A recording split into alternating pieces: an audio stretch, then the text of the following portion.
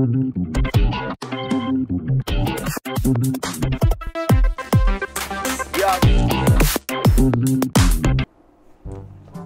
Assalamualaikum. Nama aku Hora and welcome back to my YouTube channel. So untuk video kali ini aku nak ceritakan pasal satu konten dalam ulas mainan. So kepada yang first time dalam YouTube aku, jangan lupa klik subscribe and jangan lupa share video ni. Jom. So untuk segmen ulas mainan kali ini, aku nak ulas pasal DC Multiverse Cyborg Justice League 2021. So ini adalah daripada McFarlane Toys. Okay. Sebelum tu kita nak cakap pasal Cyborg ni dalam karakter Justice League. Kita tahu ada dua version, yang mana kita ada John Whedon dan juga Zack Snyder. So untuk dalam John Whedon tu dia tak cerita kenapa dia jadi macam ni, cuma dia cerita macam mana dia create lah. Tapi dalam Justice League dia cerita balik the accident and so on. Dia adalah scene dia tu. Dan bapak dia scientist, dia pakai mother box tu, salah satu mother box tu, and then cantumkan dengan dia dan dia create Cyborg ni. So untuk siri ni dia ada dua version. Untuk figure ni sendiri dia ada dua version sebenarnya, iaitu dia ada yang mask version punya dan yang unmask version. Tak silap aku mask version tu dulu macam special, dan suddenly aku tengok local pun dah start bawa masuk. I mean toy shop lah. Kalau beli, aku tak tahu McFarlane Toys ni ada jual ke tak dekat toko-toko mainan macam Jasco ke apa semua. So far aku tengok dia hanya boleh dapat dekat toy shop lah, kalau korang memang suka beli dekat toy shop. Ok, seperti biasa Justice League tak pernah lah tak declare kurang daripada 22 artikulasi.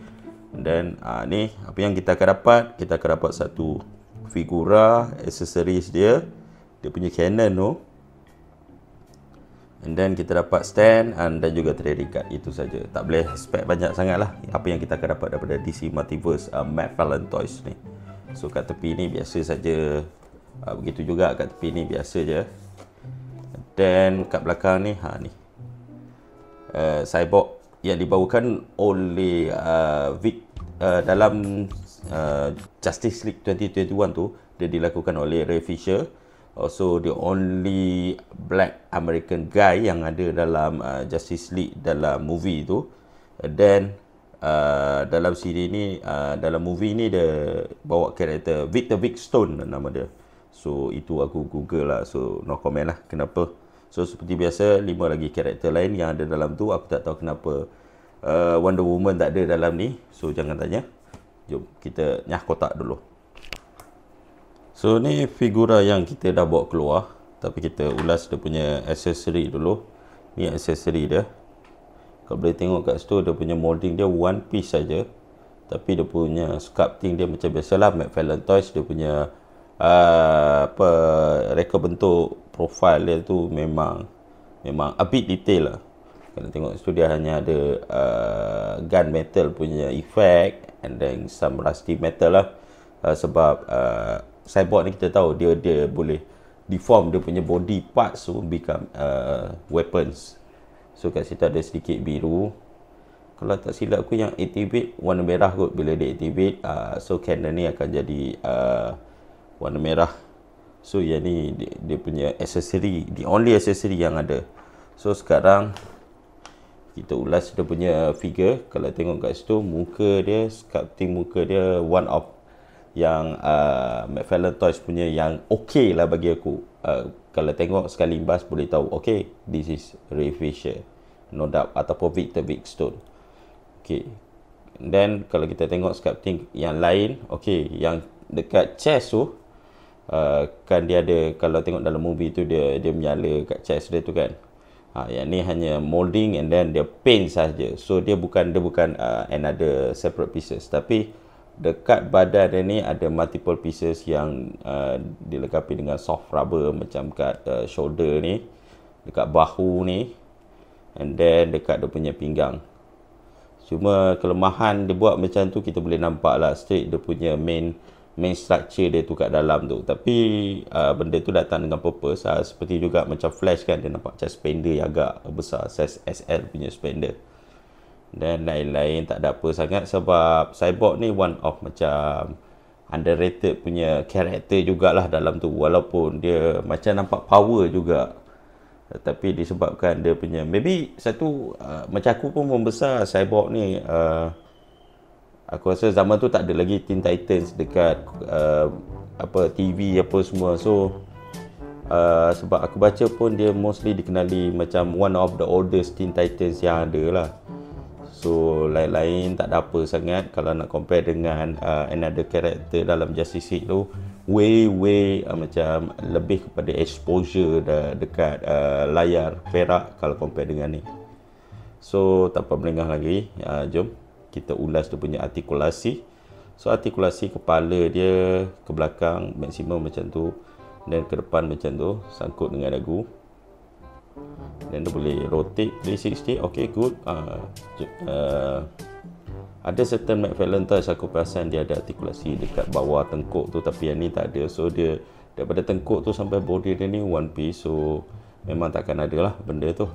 Dan dekat bahu pula kita ada hinge, and then kita ada swivel hinge, and then yang kelebihan dia buat shoulder piece ni kind of soft rubber, dia bagi dia tak hinder lah dia punya artikulasi. So artikulasi tu datang dengan purpose, so tak payah risau pasal tu. Cuma problem dia, since dia attach benda tu dekat bawah daripada bahu ni, so bila kau pusing pun dia akan duduk kat macam ni. So dia jadi macam okay, dia akan pusing bawah ketiak dia lah. So itulah, tapi tak ada masalah, kau takkan pusing, tangan manusia pun takkan pusing macam tu kan. And then okay, dekat bahu ni konon dia macam ada orang cakap hidrolik, macam apa orang cakap, gauge kan, bukan gauge, apa lah aku nak sebut tadi pula lupa.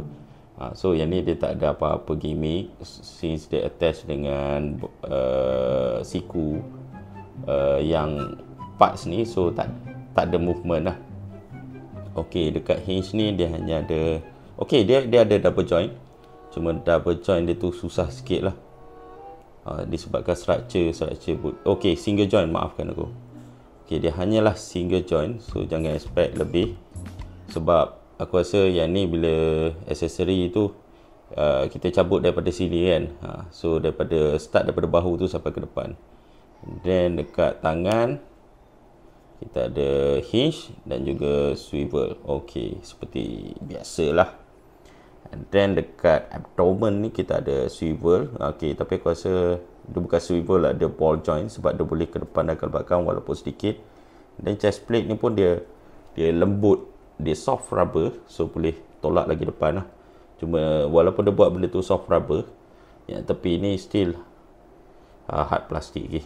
So tak boleh expect lebih lah. Okay, dekat dia punya hips dia tu, okay, kalau tengok kat situ hips dia, nampak dia punya body structure McFarlane tu macam mana.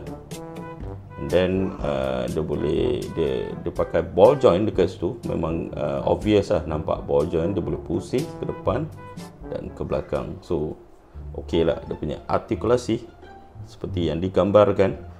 Untuk bahagian hips, thigh pula, okay, hips lah, consider hips, and then dia boleh kepak macam ni ke kiri kanan, depan maksimum, dan belakang maksimum. Disebabkan soft rubber tu memang dia artikulasi dia memang agak menakjubkan.